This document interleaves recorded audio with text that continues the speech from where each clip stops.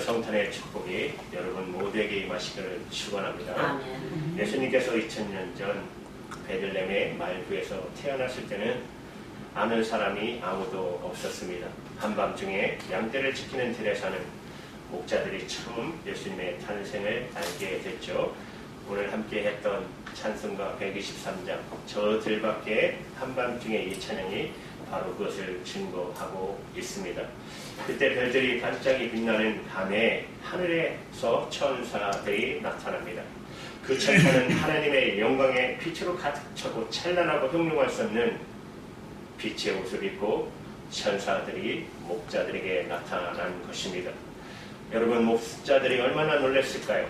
상상할 수 없는 그 광경을 보고 그들은 충격을 받고 놀랬습니다. 이때 이 천사들이 목자들에게 다음과 같은 메시지를 전해주고 있습니다. 그럼 누가복음 2장 10절에서 12절의 말씀을 같이 읽겠습니다. 10절부터 시작. 천사가 이르되 무서워하지 말라. 보라, 내가 백성을 맺을 기쁨의 소식을 너희에게 전하노라. 오늘 날새에 너희를 위하여 구주가 나셨으니 곧 그리스도 주시니라. 너희가 가서 강도에 쌓여 구유에 이르는 아기를 보니 이것이 너희에게 도전이 있느라 하더라. 이런 음성이 들려온 거예요. 여러분, 3이란 이성이에요. 그냥 현실이에요. 그러나 믿음은 초현실입니다. 믿음의 세계는 초현실의 세계입니다. 우리가 일상적으로 경험할 수 없는 영적인 새로운 것을 경험하는 것입니다. 이 세상에는 자연의 법칙이 있듯이 믿음의 세계, 영적인 세계는 또한 영적인 법칙이 있습니다. 이 목자들은 일상적인 경험만을 해왔어요. 하늘의 별을 받고 땅의 양떼들을 보았지만 한 번도 천사가 있으리라는 것은 상상도 해본 일이 없고, 태양 빛은 봤지만 영광스러운 하늘의 빛을 경험하리라는 것은 상상도 못했을 것입니다.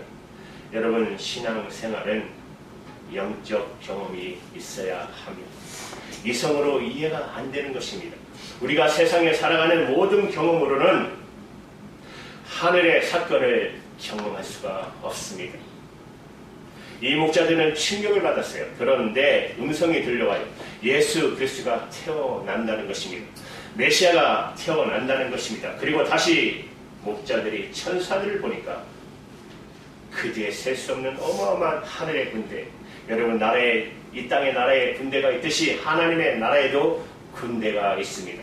하늘의 군대가 포진하고 천사들과 찬송하는 소리가 이 목자들이 들을 수가 있었습니다.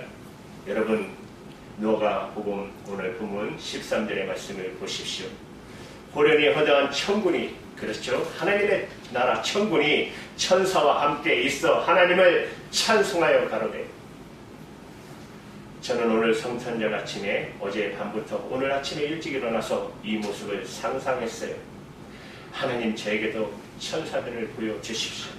하늘의 군대를 보여주십시오. 하나님의 세계를 이 세상에 살고 있는 우리 성도들에게 하늘 문을 여시고 하나님의 거룩한 보좌와 하나님의 천사와 하나님의 군대를 볼 수 있으면 얼마나 좋겠습니까? 그렇게 기도했어요. 나는 여러분에게도 그런 축복이 있게 되기를 바랍니다. 우리는 땅의 경험만을 너무 많이 합니다. 인간적인 감정의 경험을 너무 많이 합니다. 우리는 세상의 제 경험은 너무 많이 해요. 그러나 하늘의 경험은 해본 적이 별로 없어요. 영혼을 경험해 본 적이 별로 없어요. 이 목자들은 예수님이 탄생했을 때 이 놀라운 경험을 하게 된 것입니다. 그리고 천사와 하늘의 군대가 입을 열어 한 찬양을 선보했는데 그것이 바로 오늘 본문 14절입니다. 2장 14절 오늘 함께 읽었는데 굉장히 중요한 말씀이에요. 그것은 하늘의 사건과 땅의 사건. 우리가 지금 성탄절을 보내고 있는데 사람들은 성탄절을 보내지 성탄을 잘 몰라요. 성탄의 진정한 의미를 빼놓고 예수님은 빼놓고 주인공은 빼놓고 자기들끼리 손님들끼리 파티하고 잔치하는 거예요. 그것이 오늘날의 성탄절의 모습입니다. 오늘날 길거리 가보세요. 세상에 나가보세요. 예수님 없어요. 주인공 없어요. 그리고 손님만 가득 차서 술 먹고 파티하고 쇼핑하고 크리스마스 카드 주고받고 산타 노래 울리는 것. 주인공이 예수님이 없어요. 나는 오늘 성탄의 주인공을 만나게 되기를 축원합니다. 껍질은 필요 없어요, 여러분. 알맹이가 중요한 것입니다. 그것이 오늘 본문 말씀 14절 말씀입니다. 천사들의 소리, 하늘의 군대 합창 소리가 14절이에요. 이 말씀에서 우리는 성탄의 중요한 핵심적인 두 가지 가치를 발견하게 됩니다. 우리 14절 말씀 같이 읽을까요? 시작. 지극히 높은 곳에는 하나님의 영광이요 땅에서는 하나님과 기뻐하시는 사람들 중에 평화로라 하셨다. 두 가지가 있죠. 두 가지가 있습니다. 성탄의 진정한 핵심, 가치. 성탄의 진정한 의미는 무엇이죠? 영광입니다. 하나님께 영광. 어디에서부터? 하늘에서부터. 성탄은 두 곳에서 일어났어요. 하늘에서 일어난 사건이고 땅에서 일어난 사건입니다. 그런데 우리는 땅에서만의 성탄을 기억하기 때문에 진정한 성탄의 핵심을 놓칠 때가 많이 있습니다. 하늘에서는 하나님께 영광이요. 영광은 하나님의 빛을 말하는 것입니다.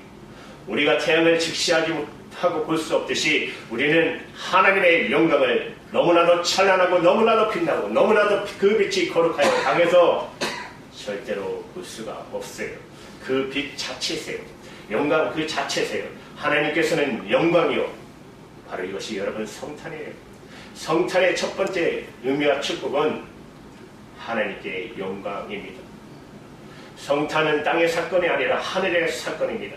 땅만 보는 사람, 이 세상 사람들은 하늘을 보지 못해요. 그러나 하늘을 본 사람은 땅을 볼 수가 있어요. 예수 그리스도를 아직 믿지 못하고 거부하고 조롱하고 비판하는 사람들은 하늘을 보지 못한 사람들입니다.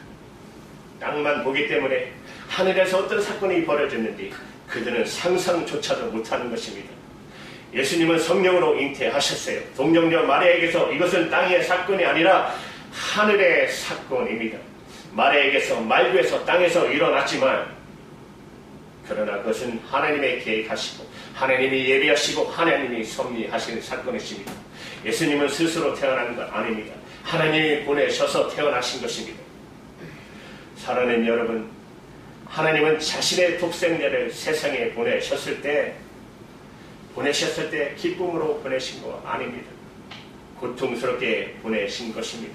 여러분, 우리가 사랑하는 사람과 이별할 때도 얼마나 슬퍼합니까? 저번에도 제가 한번 말씀드린 적이 있을 것입니다. 저희들이 사남 1년대 자식이 군대에만 가도 부모가 얼마나 마음이 아파요. 그런데 형 셋이 군대를 차례차례 갈 때 어머니가 많이 우셨어요. 군대 가면은 훈련소에 가면 첫 번째 아내들이 사에서 입고 온 옷을 다 싸서 박스에 줍니다. 거기에 놓고 이름 쓰고 주소 쓰고 집으로 이제 돌려보내는 것이죠.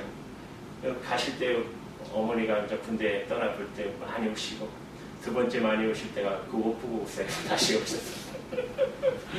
많이 오셨어요. 하다못해 그런 말까지 해요. 영장 가지고 공무원 저 이제 군대 가야 되니까 나라 자식 3명 군대 보냈는데 1명은 면제 아닙니까? 그만큼 막내는 군대가 보내는 게 싫었던 것이죠. 여러분, 친구가 떠날 때도 슬프잖아요. 사랑하는 사람이 혈과 이별할 때 얼마나 슬퍼요. 왜냐하면 포기해야 되고 놔야 되고 보내야 하기 때문에 그래요. 하나님의 사람이 될 때 얼마나 힘드셨겠어요. 하나님은 하나님이니까 괜찮을 거라고 생각하지 마세요. 하나님에게도 고통이 있어요. 하나님에게도 아픔이 있어요. 하나님에게도 눈물이 있었어요. 왜냐하면 자기의 외아들 예수 그리스도를 세상에 보내서 십자가에 못 박아 죽여야 하기 때문에. 그래도 하나님이 자기 아들을 세상에 보내신 이유는 하나님의 사랑 때문에, 우리를 사랑하시기 때문에, 여러분, 부모가 자식을 사랑하기 때문에 고통을 겪는 거예요. 부모가 자식을 사랑하기 때문에 말도 안 되는 희생을 하는 거 아닙니까? 여러분, 가치가 있어서, 조건이 있어서, 이유가 있어서 그렇게 하는 거 아니잖아요. 이유도 없지만, 조건도 없지만, 가치도 없지만 딱 한 가지 이유, 자식을 사랑하기 때문에. 하나님은 우리를 사랑하기 때문에 자기의 외아들 예수 그리스도를 세상에 보내신 것입니다. 이것이 바로 여러분 성탄이라는 것입니다. 동정녀 마리아를 통해서 말구에 이 세상에서 가진 낮은 자리 말구에 아무 누구도 환영하지 않는 그 천박한 곳에 자기 아들을 보내셨을 때 하나님은 얼마나 고통스러웠겠어요. 그렇지만 하나님은 예수 그리스도를 세상에 보내기로 결정하셨습니다. 하나님은 계획하셨습니다. 하나님은 섭리하셨어요. 그래서 예수님이 이 세상에 태어났습니다. 그렇기 때문에 바로 그 순간, 예수님이 세상에 태어나는 바로 그 순간 하늘에서는 하나님께 영광이 된 것입니다. 나는 오늘 여러분들이 성탄의 절 가장 아름답게 축하하는 방법은 정말 하나님의 영광을 경험하기를 바랍니다. 하나님의 그 영광, 하나님의 영광, 하나님의 승리, 고통을 지나서 포기를 지나서 하나님의 그 슬픔을 지나서 역사하신 하나님의 승리, 하나님의 기쁨, 하나님의 영광, 이것이 바로 성탄인 것입니다. 하나님의 영광을 다른 말로 하면 하나님의 거룩이라고 말할 수가 있을 것입니다. 사랑하는 여러분, 성탄절날 좋은 옷 입고 카드 보내고 선물 받고 즐거워하는 것만이 성탄이 아니라 하나님의 마음을 깨닫는 것, 이것이 바로 성탄절입니다. 나는 오늘 여러분이 이 거룩을 경험하시기를 바랍니다. 하나님의 거룩, 하나님의 영광, 하나님의 그 마음, 오늘 이것이 여러분에게 임하기를 축원합니다. 오늘 우리 모두는 천국으로 올라갔으면 좋겠어요. 아멘. 한 번도 안 하시네요. 천국 가기 싫으세요? 아멘, 아멘, 아멘. 수고하셨습니다. 하나님의 그 승리의 안 했는데. 완성의 마음을 우리가 다 같이 여러분 경험했으면 좋겠습니다. 여러분, 성탄의 진정한 의미와 축복은 땅에 있었어요. 첫 번째는 하늘에 있었고 두 번째는 땅에 있었습니다. 땅에서는 뭐요? 하나님의 기뻐하심을 입은 사람 중에 평화로다. 땅에서 기적이 일어났어요. 땅에서 은혜가 나타났어요. 그것이 바로 성탄절입니다. 따라서 이 성탄을 통해서 사람들에게 베풀어 주신 은혜는 평화입니다. 나는 여러분들이 예수님의 평화가 여러분에게 있게 되기를 축원합니다. 우리가 살고 있는 이 제약된 세상은 갈등과 전쟁과 폭력과 미움과 분열로 가득 찼어요. 사람들의 얼굴에 평화가 사라졌어요. 어두워요. 절망 중에 있어요. 그런데 예수님이 오셨어요. 이 세상에 오셔서 성탄입니다. 십자가에 못 박혀 죽으심으로 죄는 사라졌어요. 저주는 사라졌어요. 가난은 사라졌어요. 갈등은 사라졌어요. 미움은 사라졌어요. 그래서 우리 마음속에 하늘의 평화를 주셨어요. 여러분, 에베소서 2장 14절부터 16절까지의 말씀을 우리 합심하여 합동하겠습니다. 시작. 그는 우리의 합병이신지라 둘로 하나를 만드사 중간에 막힌 담을 흡시고 원수된 것 곧 의문에 속한 계명의 율법을 자기 육체로 폐하셨으니 이는 이 둘로 자기 안에서 한 세 사람을 지어 합평케 하시고 또 십자가로 이 둘을 한 몸으로 하나님과 화목케 하려 하심이라. 원수된 것을 십자가로 소멸하시고, 다시 말하면 평화입니다. 성탄은 평화를 말하는 것입니다. 여러분, 전쟁은 끝났습니다. 미움도 끝났습니다. 분열도 끝났어요. 예수님이 가는 곳마다 평화가 이루어졌어요. 여러분, 저 북녘 땅에 평화가 필요합니다. 여러분, 저 중동 지금 보셨죠?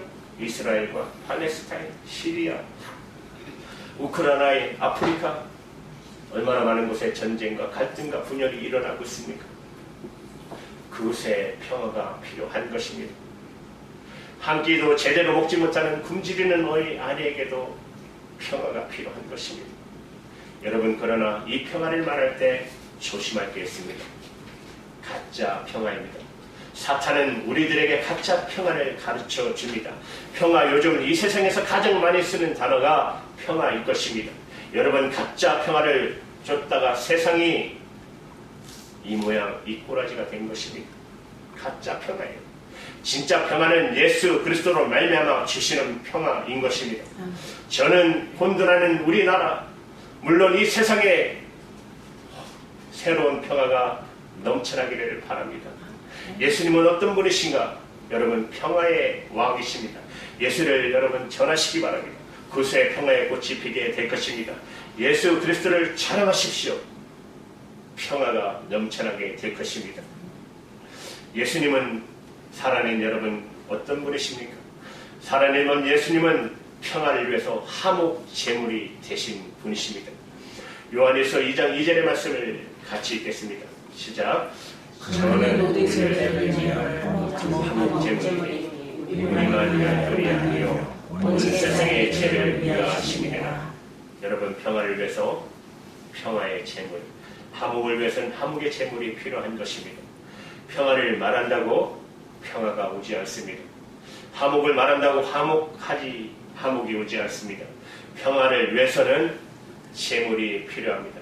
여러분, 구약에서는 짐승을 잡아서 피를 흘려서 제물 삼아, 그러나 여러분, 예수님께서는 친히 자기가 십자가에 못 박혀 피 흘려 죽으심으로 예수 그리스도께서 화목 제물이 된 것입니다. 사랑하는 여러분, 저는 여러분들이 평화의 사도들이 되기를 바랍니다.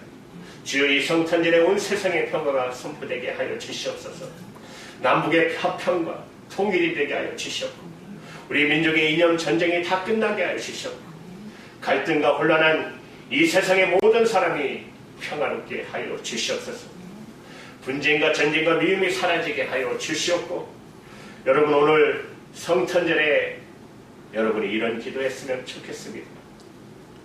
우리 주님, 우리 가정의 평화가 넘쳐나게 하여 주시옵소서. 부부 사이에 평화가 있게 하여 주시고, 부모님과 자녀 사이에 평화가 있게 하여 주시옵소서.